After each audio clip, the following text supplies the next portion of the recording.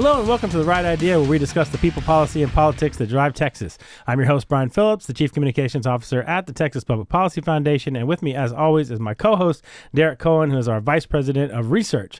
We usually have a guest, or we've started to have more guests this year in Season 2 of The Right Idea, but this week we just decided to give everybody a break, and because our hot takes are really what the people want to hear, Derek. So scalding. So no guest this week. Are we going to be able to carry the show here for us? I've been rehearsing all the jokes that I usually, conceptualize and microwave for different audiences. So tell the same one about 3 times, so I'm happy to share those with the audience. Excellent. Well, I can't wait for that. And since this is a podcast and we're not on broadcast news, they can be of a colorful variety, but, as long as we don't get fired. Well, we've talked about going, like The Right Idea after dark, where it's yes. a nice little blue. I like that. For the only time TPBF goes blue. I like it. Look at you. And I should have said that. I should have gone right to camera on that, shouldn't I? And I'm the marketing guy here. But facing us is the biggest question of the week. The most important issue, of course, is the Super Bowl on Sunday. And so I figured we'd just go ahead and get that out of the way, get your hot takes, get your evaluations of the Kansas City Chiefs and the San Francisco 49ers, 2 teams that were expected to make it this far. They indeed have. What's your thoughts on Sunday? Well, I think it's been well documented at this point that this is all just a psyop to set up an endorsement of Biden in 2024. I was trying not to go with the Taylor Swift. But I think there, just jumped right in. You know what? It ripped the Band-Aid off. It's all been well established. No, all joking aside, and that was obviously the one. I think the funny part about that whole, I wouldn't even call it a conspiracy theory, but the funny part about that was, even folks on the right that were like prone to that kind of those kind of shenanigans were like, that is the dumbest thing I've ever heard. Because, look, is Hillary Clinton a lizard alien? Yes, we can all agree. Absolutely. But this Taylor Swift stuff, it is a bridge too far. It's a bridge too far. But no, all joking aside on the actual merits of the game, if I had to put money down, do you know what the line is by any chance? And it's not legal in Texas. Yeah. Not yet. I don't know what the line is, but I can see it's 2.5. It's actually 2.5 minus 2.5 for Kansas City, so they're actually the underdog. I could. Then I could see them. If I were putting money down, which I'm not, I would see that. I would see them cover. But yeah, I don't see necessarily how. If you look at where the infirmities were on Kansas City, specifically when. Well, their entire offense just had massive drops for 5 weeks there towards the end of the regular season. Yeah, even though these teams were favored to be there, they both had circuitous routes to get there. Yeah, and not only that, but I mean, again, we talked, last time I was on, we talked about the Lions and unfortunately them coming up short. But, yet too soon? What was that? Are you over it yet too soon? I was really, really excited. I mentioned that my brother lives in Vegas, and so the talk was if the Lions go, I'll go to Vegas for the game. Now, obviously not to the game. So that would be 2 episodes that you would have skipped. Yeah, I was not looking to drop $15,000 to stay at the Excalibur or whatever sort of deal. Stay now offering. while you can. There's a stadium coming to the Excalibur. Well, that's a whole other thing. That's what we should talk about. We should talk about all these these subsidized sports development and all you can suss that out. But neither here nor there. That was going to be the plan. If the Lions made it, I was going to go hang out. And just looking at what the ticket prices are for flights there, or loyalty points or whatever the case might be, it was prohibitively expensive before it, and now it's which is really not the case. I mean, usually Vegas wants desperately for you to come out there and start gambling. So usually the flights and things like that are usually pretty cheap.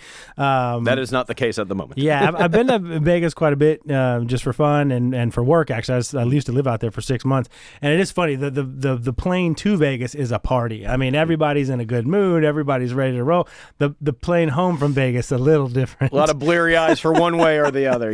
Well, so if you don't have a dog in this hunt, like the Lions, I did look at the rosters of both teams, and there are more players that went to Texas universities on the Kansas City Chiefs. That checks. Of course, including Patrick Mahomes, of course, who went to Texas Tech. There's also Charles Omenihu, who went to the University of Texas. That said, don't forget former Bearcat Travis Kelce. There you go. Well, I gotta get my. I'm going Texas. I'm going Texas. But yeah, San Francisco only has 2. However, Kyle Shanahan. A lot of people don't know this, but Kyle Shanahan is a Longhorn. He's a lifetime Longhorn. He played receiver in the early 2000s. I mean, didn't really have a career, didn't get drafted or anything. I think he probably caught maybe 3 touchdowns his entire time. But, of course, he's a great coach. But he is, Kyle Shanahan for the San Francisco 49ers is a lifetime Longhorn. So I will say, just so you can hold me to account, it's a lock, baby. We can put it down right now. The red team's going to win. The ones wearing red shirts or red pants? Yeah. No, all joking aside, like I said, I think if the line's Chiefs given 2.5, I think they'll cover. I mean, but the 2.5 is really not. I mean, that might as well be a pick 'em, right? Because I mean, the odds are not that somebody's going to win by 1 point. Or somebody's going to at least win by 3. So that's not really a pick 'em. Okay. Well, enough of that gambling talk. I will probably. I don't know. It's tough. I'll probably be rooting for Kansas City, but I mean, I'm with you. It could really, really go either way. All right. So now we've gotten that out of the way. That was the most important question. Let's get to.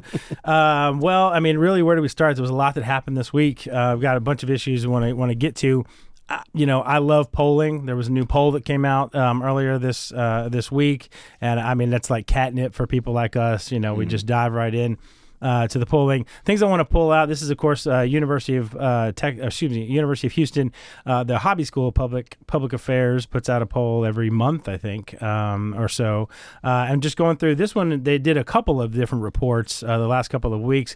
This one was specifically on the Republican primary election. They did a Democrat one too, and then they did one on the Senate races and things like that. So we won't get too into the political stuff of this, of course, because we're a 501c3 nonprofit. Don't support one way or the other, but I did find it interesting. Had to bring Brian back in for cover. There we go. Yeah. But I did want to mention there are some policy issues on here, and of course, school choice being the number one issue that we work on, one of the biggest issues of last year in the session, and of course, everything that happened that we've been over 100 times.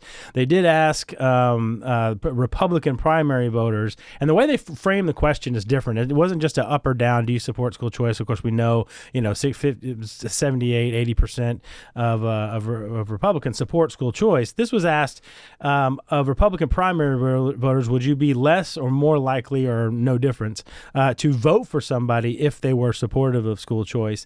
60% of Republican voters said they would be more likely to vote for someone if they were supportive of school choice.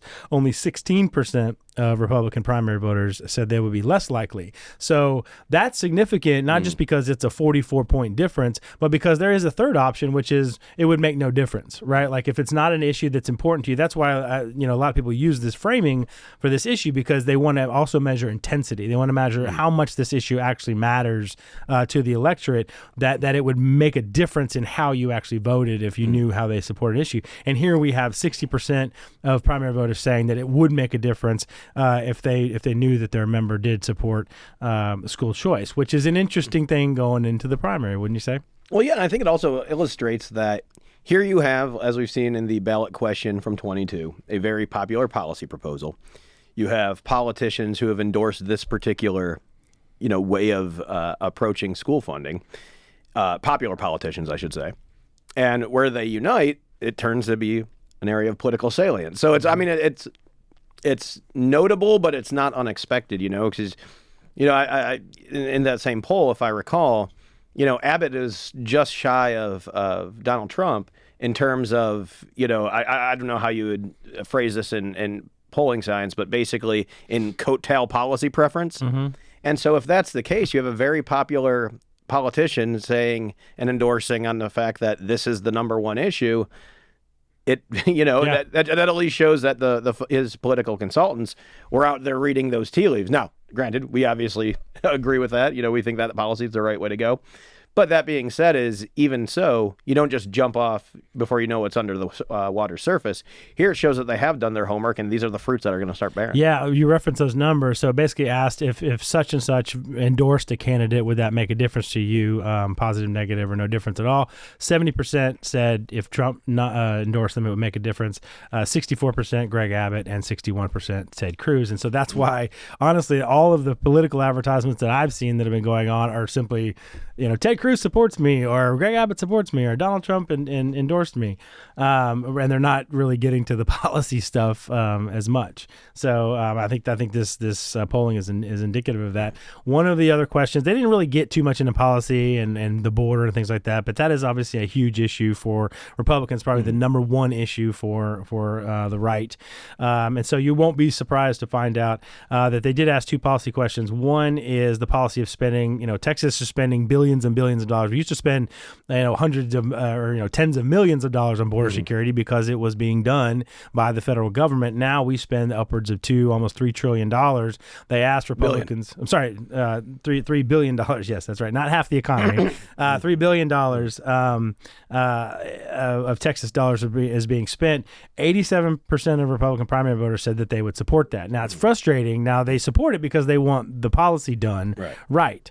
But it is obviously disappointing that Texas would have to spend that money anyway. And the second one I want to get your thoughts on is the legislation. Was it HB 4 during the special session that empowers Texas law enforcement to arrest illegal immigrants at the border? 89% of Republicans support that law.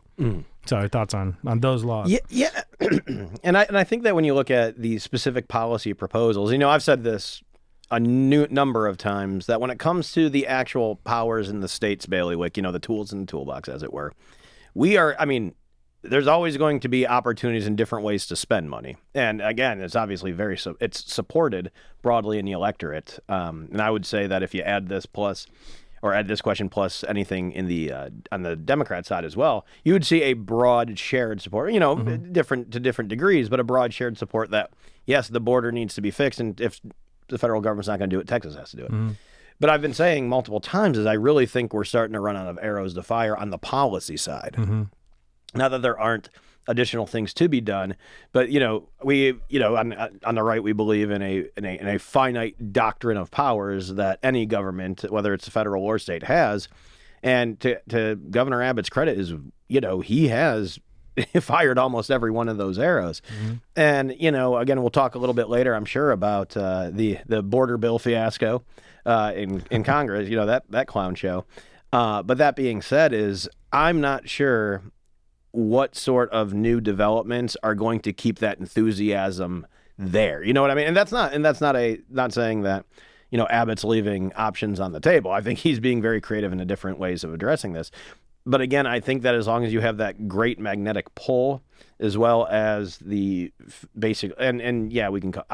People will quibble on whether or not it's an open border. I think we can say, for sake of argument, that it functionally is. 2.5 or 2.2 million people crossing in the last 12 months, or yes, but some of them have an app, so it doesn't count. But all that to say is, absent meaningful federal intervention with stuff that is definitely within their powers, I don't see it staunching the flow very much. And so that's where I think that the enthusiasm specifically for these policies might modulate, because they say, look, when those were passed, folks like us who pay attention to the floor say, look how much political blood was shed over that bill. And I don't feel like the border is fixed now. Right. So in the end, what's it all for? Right. I'm just kind of, and obviously we have a more nuanced take than that, but that's kind of the, what have you done for me lately vision of a lot of, just the general electorate. And they might feel that, like, look, we had this knockdown drag out and nothing's changed. Right. So why even bother? And we haven't talked about this. There's been a couple of polls that have come out in the last couple of weeks since the last time we had the show. A couple things. One is you're seeing in the exit polls, even amongst the Democrats, and in the exit polls, the number one issue in New Hampshire coming out of the exit poll for Democrats was the border and immigration. And so that's why you're seeing Biden take more of an interest in it.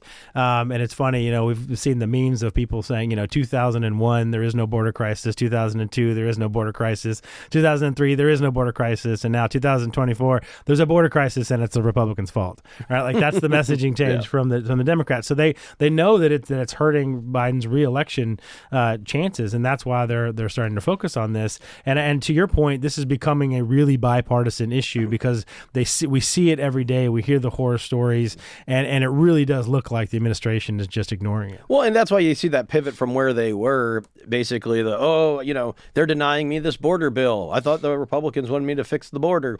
And of course, that's obviously a cynical take, but it's no different than the particular perspective that the Biden administration takes on. Remember the whole, in the wake of the defunding the police. Now, this was probably more of a congressional campaign than it was, because Biden came, if we look at the peak of defunding the police, that was like, mid to late 2020. And by the time 2021 came around and Biden took office, a lot of the intellectually barren landscape for that policy kind of exposed itself. But remember, they wanted to, at the federal level, implement a funding program to backstop some of the, I would say, expectable outcomes from the defund the police movement. When everyone's got numbers down and crime's starting to surge in these cities, and they go, okay, well, we're just going to cut through the cops office or whatever the case might be, the community-oriented policing services office. Say, okay, we're just going to cut a check and start paying these departments.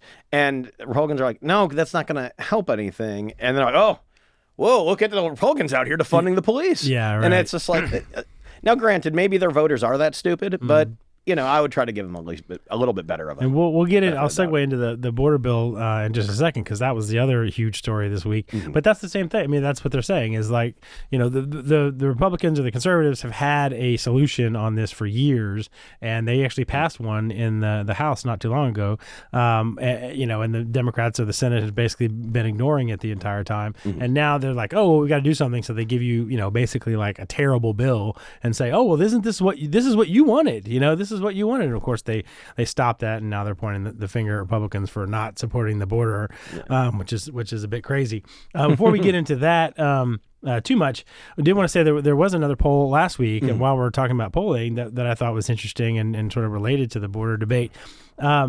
In Texas, for what I think is the first time in a long time, the Republican candidate, the likely Republican candidate for president, Donald Trump, has a 6-point lead over Joe Biden this early in the race. And I'll have to go back to maybe George W. Bush, in the early 2000s, maybe was the last time I thought in Texas Hispanics would favor a Republican. But that's a real red flag. That's a real sort of, canary in the coal mine. That's what I was trying to get to. What other trite phrases can I pull out? But it is a real red flag, I think, because there is a backstop in South Texas to some degree, to where there was kind of a landslide in the last 2022 election, but usually in the presidentials it kind of gets a little tighter. Obviously, during Ted Cruz's last race was very, very tight, and there was a lot, and a lot of those votes came from South Texas and from the urban areas and suburban areas. Well, now you've got the Hispanic votes that is leaning Republican, 47-41. And so that's going to be interesting to see kind of where that all plays out going into Texas. Not that we think for any stretch of the imagination that Joe Biden's going to win Texas, but if at the top of the ticket they're voting for folks like Donald Trump, what does that mean for Ted Cruz's race and the down ballot state house races? Well, it's interesting you mentioned that, because we look at, especially in the Senate cycles, that you have 6-year cycles where the same individual will be up in an election year and then not. And because I don't know if you remember back in 18, that I think Robert Francis's performance probably give him more credit, or I think the numbers give him more credit than the performance deserved. Because if you look at it, A, it was a midterm year. B, obviously, Ted Cruz has, I don't want to go into the whole likability Olympics or any of that stuff, but, people have raised that particular question. First election after Donald Trump. And also you forget Ted Cruz was kind of persona non grata after the convention. And that's the point, right? Is that his base was fractured there. Right. And so that in and of itself is what cast a lot of the problems. Before I get emails and texts from my friends, we understand that it's all smoothed over, and Ted Cruz is in good graces with the former president. Yeah. but that happened at the same time that you basically had that you had this, well, until he actually started running and opening his mouth, what seemed like a moderate to challenge him, until he started talking about taking guns away and things like that. It was a guy who was road tripping across the United States with, a Republican, a nominal Republican, I should say, from the same state. And so you essentially have I don't like the caustic nature of political discourse these days. I don't like, the pie fights that happen every day. Oh, here's somebody that doesn't necessarily have that stink on them, but also, is moderate, again, until we started talking. Mm-hmm. That's a good alternative than someone who's, dyed in the wool, a conservative who's feuding with Donald Trump. Because here's the thing. There are definitely a bunch of conservatives that did not vote for Cruz because of the Trump thing. Mm-hmm. Nobody then voted for him on the liberal side because of the Trump thing. Absolutely. Right. And I didn't pull any votes there. And that's still, then that came to what, like 2.5%, 3%? Yeah, it was really close. And like 50.5. And so this time through, if it's not high single digit, or if it's not low double digits, it'll be high single digits. Yeah. I think you just aren't going to see the replication of that because Beto, I mean, just look at what's going on the Democrat side with Allred versus Gutierrez. Mm-hmm. You basically have Allred, the odds-on favorite, kind of trying to run a more moderate campaign. But even folks on the moderate left are calling him out from how he's running his campaign. And, Roland Gutierrez is basically a one-note pony on how Ted Cruz is a terrorist. And it's not... Nobody, the trenches are not moving. Yeah, adding to the low enthusiasm on the left, there's also a statistic amongst Hispanic voters. Only 55% of Democrat primary voters, right? So these are actual Democrat primary voters who are Hispanic. Only 55% of that group wants Joe Biden to be the nominee. 45% want it to be somebody else. That is the lowest amongst any demographic amongst Democrat primary voters. Whites are about 78%. Blacks are about 79%. So you have a demographic that already, as a whole, supports Donald Trump over Joe Biden. And then even amongst Joe Biden's own voters, you have almost half that don't want to see him at the top of the ticket. So I think, again, back to the canary in the coal mine, that could fare for some interesting results come this November. It's a Nevada caucus problem. It's he got beat by none of these candidates. Yeah, exactly. The last thing I'll say about the poll, and just to be fair, we don't just highlight all the good stuff that we think about, that pushes our narratives, I guess, in the poll. We've talked about this before, and I really, really respect your comments on this. So I'd be interested to see what you thought. 68% of Republican primary voters still believe that you need to be at least 21 years old to purchase an AR-15 style assault rifle. 68% of Republicans, and again, this kind of cuts against the narrative that Republicans are, super pro, Second Amendment. And obviously, if you're 18 years old, you can go and fight for your country and get a gun, much more deadly than an AR-15. And we reserve, we say, when you're 18, you become an adult. But yet we have almost 70% of Republican primary voters who think, well, this kind of thing needs to wait until you're 21.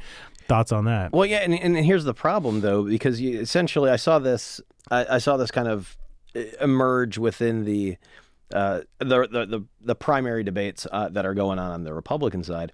Is that individuals who support that particular policy, like, oh, well, you need, if you need to be 21 to buy a handgun, then you clearly need to be 21 to buy a rifle. And that's backwards logic. The problem is the only reason that any sort of handgun, an age-dependent handgun ban was upheld is because you still have the ability, under current Second Amendment analysis, to arm yourself under commonly used weapons of the time. Like an AR-15. Right. In doing so, though, if you were to forgo that, then you make the Second Amendment an entire age-dependent right. Now, there are very few... I shouldn't say there are very few, but there are many, many policy disagreements that I have that I will definitely be willing to have those conversations. This is one that obviously I feel very strongly about, but I'm willing to have that conversation as well. The problem is if we make certain things age-dependent, things that are clearly established within the Bill of Rights, within the Constitution. If we make those an age-tiered right, there really is no cap for what else we could do, what else fundamental liberty. I always throw out there, and people have accused it of being canard, being a red herring. Why not make, look, if you have the power to vote, then you, as a second-order effect, have the power to send your peers to their death. to their death overseas. That is the power and the implicit responsibility within casting a vote. In doing so, you can do a lot more damage. Is that something we should also make age dependent? They say, oh, you can't rent a car without a penalty until you're 25. Let's raise them all to 25. Now that's not in the Constitution. Yeah, that's an obvious one to push back on. This might surprise you, Brian. I'm a bit older than 25. But that being said, you don't look a day, and I won't go there. Yeah, I was about to say, you do realize I don't do your performance feedback. So that being said, if we wanted to make an age-dependent right, and then there was no mooring as to when we do that, and look, you can make the argument that brain development, for guys doesn't necessarily reach its peak until 25. Some of us much later, but brain development doesn't meet that particular. Then, if that's the standard we're going by, we need to change everything, not from voting to gun owning, but like everything. You can't have drinks till you're 25. Now granted, the anti-tobacco lobby will probably get there soon enough, but you can't smoke or what's it now? Use a Zyn until you're 25. Yeah. Yeah, I mean, for me, it's all those examples. We can't do this till you're 21. You can't do that till you're 25. Well, to me, it's pretty easy. Those things aren't in the Constitution, right? Like drinking. But then use voting though. Yeah, right. So voting would be a good one. Again, we've been over this a few shows back. As long as we're going to say in society that you're an adult at 18, you can't then have certain, some adults having some rights in the Constitution and other adults having more rights in the Constitution. If it's going to be 18, then it's going to be 18. If we decide as a society that we want to move that to 21 or we want to move that to 25, okay, fine. I mean, obviously kids, 13, 14 years old don't have the same constitutional rights. So we understand that there's a difference between a 12-year-old and a 25-year-old. That's fine. I'm fine with that. But we have set the marker in society to be at 18. Yeah. If we want to move that as a society, okay, fine. At least be consistent. But I don't like, and I get, once you get into the specifics of the issues, it may feel a little bit different. But I think as a principle, you can't have some adults having some constitutional rights and other adults not having constitutional rights outside of them forfeiting those rights, like committing crimes. And is it arbitrary? Absolutely it is. What's the alternative? Right, yeah. A different arbitrary date? Probably, yeah, probably. Okay, well, I just want to poke through that poll because I thought that was interesting, especially now because we have just under a month until we hit the primary. So the whole world changes on March 5th for a lot of reasons, both in the school choice debate and a lot of other things. So it's going to be really interesting. I think I haven't even done our self-promotion, our shameless self-promotion on all of our stuff. But usually, I don't know if we'll do it for the primary, but usually for the general election, in November, we did we had a 4 hours worth of feedback or analysis or whatever, and every hour we do about a 15-minute live stream with Derek Ryan, who a lot of folks who watch the show or listen to the show know. We had him. We had folks from TPPF that would come on and kind of give their analysis of what they thought, and so we'll probably do something like that again. We'll probably me and you will host some folks on and talk about the election. I'm actually willing to make a call right now. I have a feeling Biden's going to carry California and New York. Wow. Those are major electoral states. You heard it here first. And Trump gets Texas and Florida. Yeah. Huge if true, but yeah. So we'll do that. Also, of course, my favorite thing to promote here is our weekly email. It's called The Post. It's our weekly newsletter. It has a lot of exclusive content. It has kind of a wrap-up of all the different things that TPPF is working on. It has some fun stuff. Of course, we're going to have something about Valentine's in today's edition of The Post. You can sign up for that if you're not already signed up. Getting a lot of really good feedback on that. So if you're not signed up, go to texaspolicy.com/The Post. And you can sign up for that as well. Okay. All right. Before we go into the border bill madness, anything going on in the interim? Last time we said things are still pretty quiet. I know maybe some hearings and things might be coming up in the next couple of months. But anything going on in the legislature right now? Well, first of all, the House chamber is not even going to be open again this year. They're upgrading all the systems in there, and then, of course, we saw a lot of banter on the internet. Like, are we going to get like a what is it? I can't remember what the actual sports book is, but get like a screen like that. Which for me, that would be great. Instead of having like everybody with the text on their iPads, just broadcast it to like the side of a building. That'd be pretty slick. Does the Senate? Do they still physically have to vote up or down? No, they have. Because in the U.S. Senate, they do. They actually have to physically do the up or down thumb thing. Once they get out of their hoodies and get in there. Yeah. Though actually, we shouldn't shouldn't throw shade on Yoga John. pants. Yeah, we shouldn't throw shade on John Fetterman after he's Yeah, become he's quite been pretty based as of strong. late. Yeah. But that being said, is in the Senate they don't, but a lot of times they pre-register their vote. So that's why when you see Patsy, who's the Secretary of Senate, go through Alvarado Birdwell, and then they usually have the gavel fall by the time he gets to name number 3. It's because a lot of that's already been. That is one of my favorites is when they zip through all the bills, and especially in the House when they go at You're a local and consent speed. guy. Yeah, just going crazy. It's fun. It's fun to watch that and you get a cattle caller doing that, somebody certified by the auctioneers. The auctioneers, yeah, exactly. That'd be fun. All right, so let's get into the biggest story this week. Of course, was the so-called border security bill that was in the U.S. Senate. That I don't even know if we need to go to the parade of horribles that was in this bill. Just to set the stage, the leadership of both Republicans and the Democrats in the Senate got together and put a bill together. Didn't let anybody see it until I think Sunday night or maybe Monday morning. And within about 24 hours, cut to the chase. Within about 24 hours, the conservative movement, a lot of conservative folks in the Senate, Mike Lee and others, came out and said the bill was just horrendous and would not do anything to actually create border security. Actually, would make things worse. And in our words at TPF, would actually codify the crisis.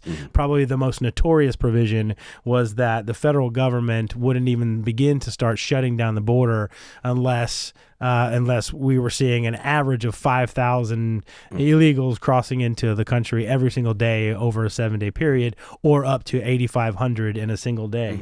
And so while it's probably not exactly correct to say it would allow 5,000 people to come in, certainly there would be people still out there.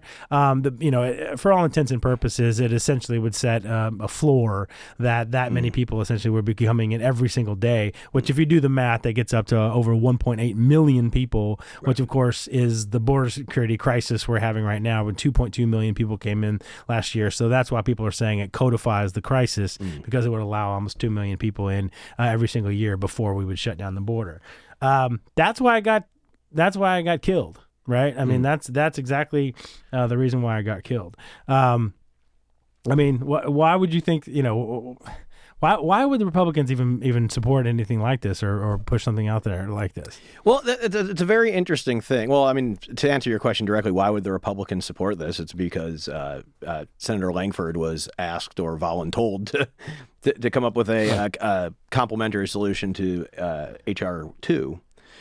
In order to, because H.R. 2 really quickly was the House solution, complete enforcement. Obviously, what we would think would be a superior product to the Senate plan. Unfortunately, the problem is with specifically the Senate plan is I think it was very ignorant on the politics of this.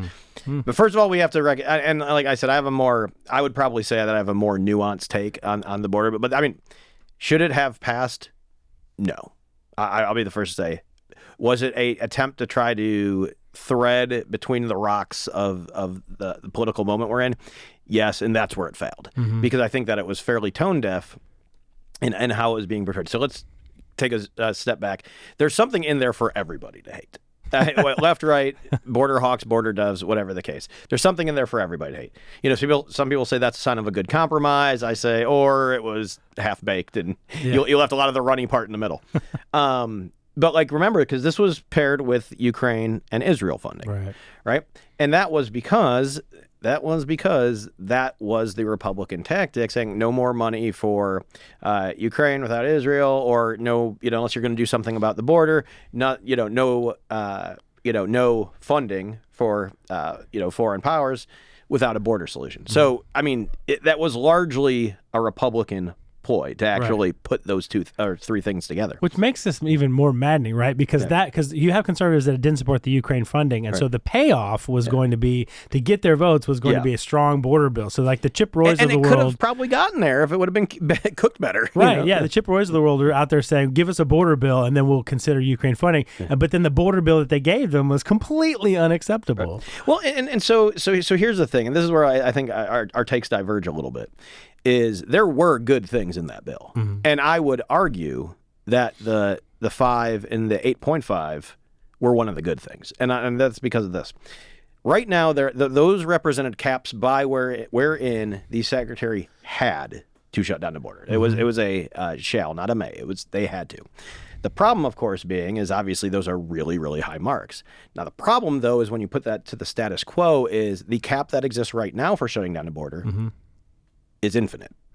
So if we had, 6,000 every day for a month, nothing to stop it. It keeps going. If we had, 9,000 today, and under that plan, nothing would stop it, right?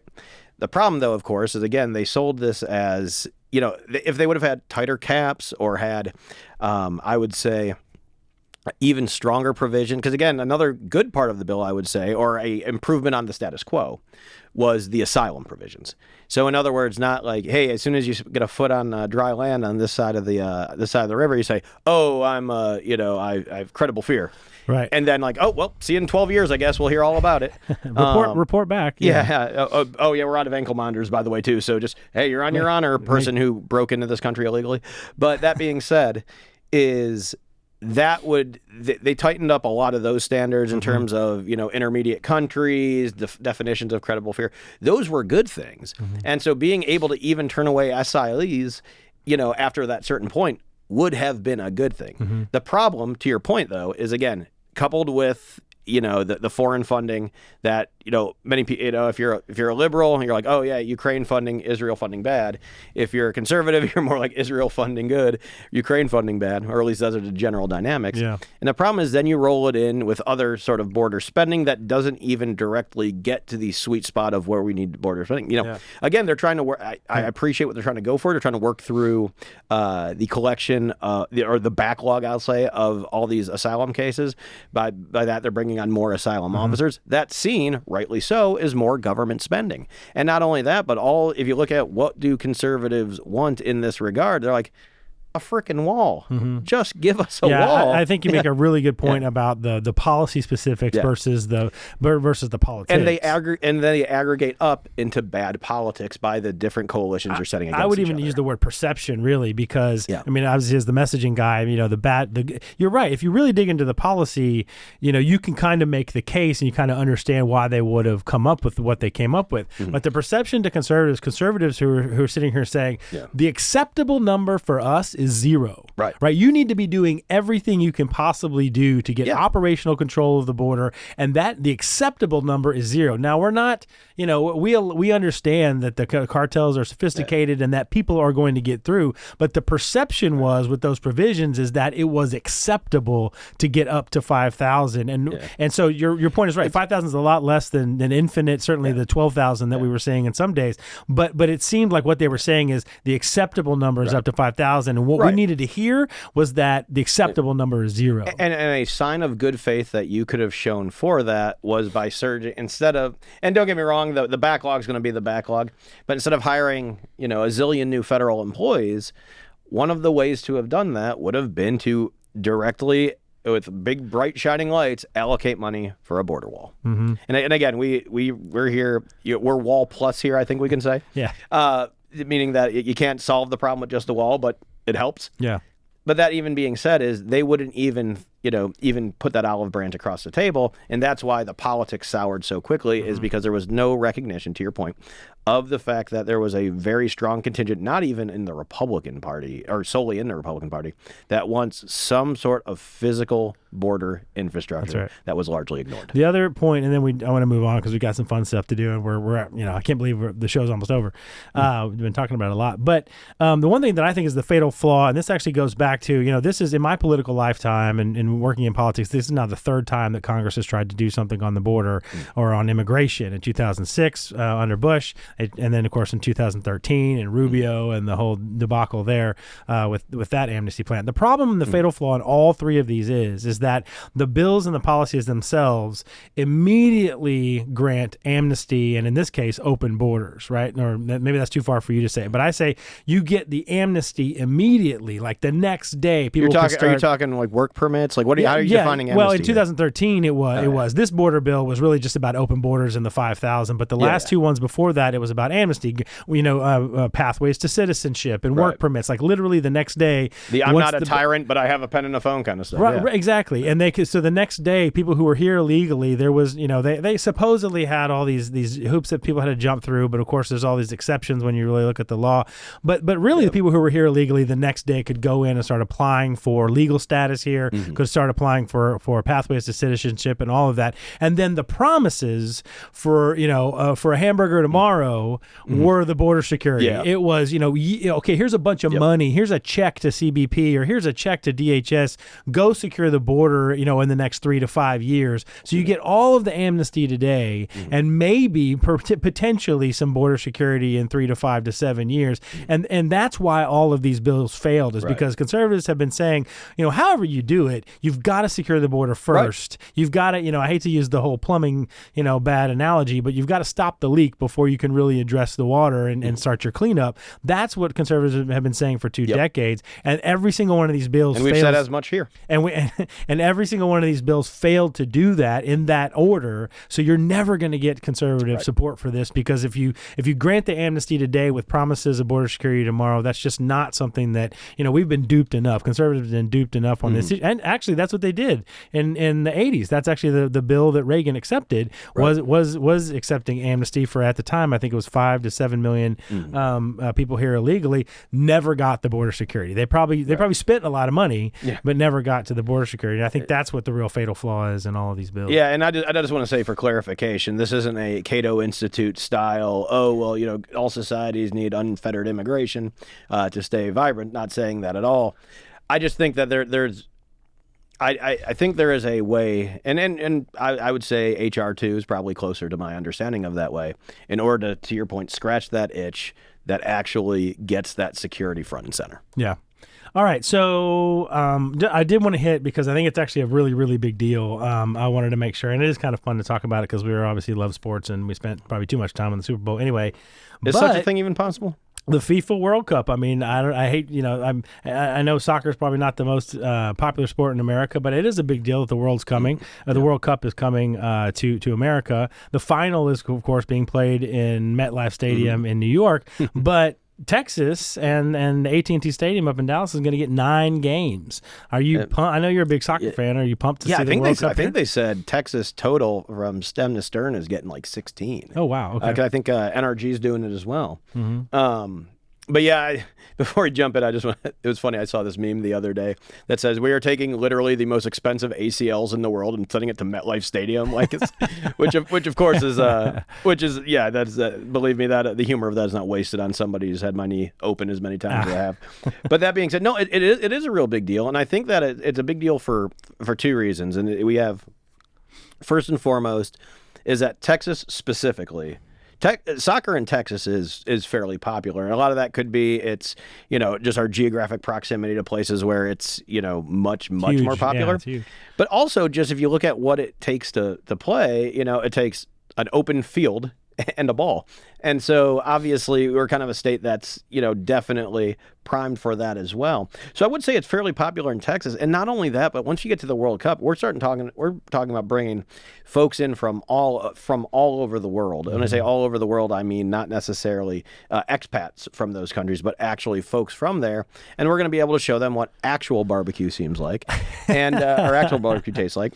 And it's going to be a great opportunity for outreach for the state. Now, that being said, is that also parallels with, now here's where we're going to go off on the soccer rant, is that the United States team, which is about, I can't remember, I haven't looked at their recent rankings, but internationally somewhere between like 11th and 13th, or somewhere. That's much higher than I would have expected. Oh, no, we've always been fairly, even when we were in some dire straits, it was still in the, I don't think you realize the difference, but the gap between 1 and 5 is infinitely larger than the gap between 5 and 10. Right. Okay. And so just when we talking about this like stratospheric level of talent, and the having the access to that in Texas is going to be bolstered, as I was saying, by the USA actually being good. And so, again, not to go into names or this whole analysis or to start doing X's and O's and running the board, is that your Karl Rove whiteboard out. Exactly. We right now have a crop of youngsters who are between the ages of, let's just say, 20 to 25, which depending on where you're playing is either pre your physical peak, or for some positions it's that's where it is. And then if you're a defender or goalie, you can, it's like throwing a knuckleball. You can do it till you're like 57 years old. But that being said, it's going to be here in the United States. The United States is on an upward trajectory. We had a good, we only won one game in the group stage in the 22 World Cup, and a lot of people thought that was like some sort of representation of us being bad. But we had the group of death, which is, basically any one of these or any two of these four teams can come out, and we still came out. And then we ran into a European powerhouse in the Netherlands on the other side. But that being said, is in the ascendancy, it being in the United States, I think this is going to do a lot for the game. The last time we had a kind of a confluence of positive factors like this was in 94. And 96 is when the MLS started, and that's obviously, you've seen the money that's involved with that. Got Messi coming, Messi here now. Yeah. You got, Austin has its own team. It's been going gangbusters, and I think a second phase of that evolution is going to be coming. And despite being a bad team, the team here in Austin is very popular. They were very good their second year. That's right. Third year, not so much. Well, that's good. I mean, and I'm not a huge soccer fan. I don't follow it at all. But for some reason, when I get the everyone loves the badge, the feels. There's, you start seeing your American teams and start supporting them. So I do. So long as that American team's not turning around and kneeling for the national anthem and spitting on the flag. Yeah, absolutely, of course. So it'll be interesting. It'll be fun to watch. These stadiums here in America and watch everybody get excited for it. Plus, it can't hurt the economy here in Texas, right? I mean, it's obviously going to be good for that. All right. Well, we have definitely run over our time. We've got Jefferson in the background, like waving red flags and lights and stuff at us. Is like he's hitting a gong. But we hit sports twice, so what are you going to do? All right, so we really, again, as always, we really appreciate everybody who listens, everybody who watches the show. If you want to get in touch with us, or you have show issues, or not show issues, if you have issues you'd like to see or hear us talk about or address, or even guests that you'd want to see on the show, we really appreciate your feedback on all those things. So thank you very much for watching. Thank you very much for listening. And as we always like to say, do good and risk the consequences. We'll see you next time.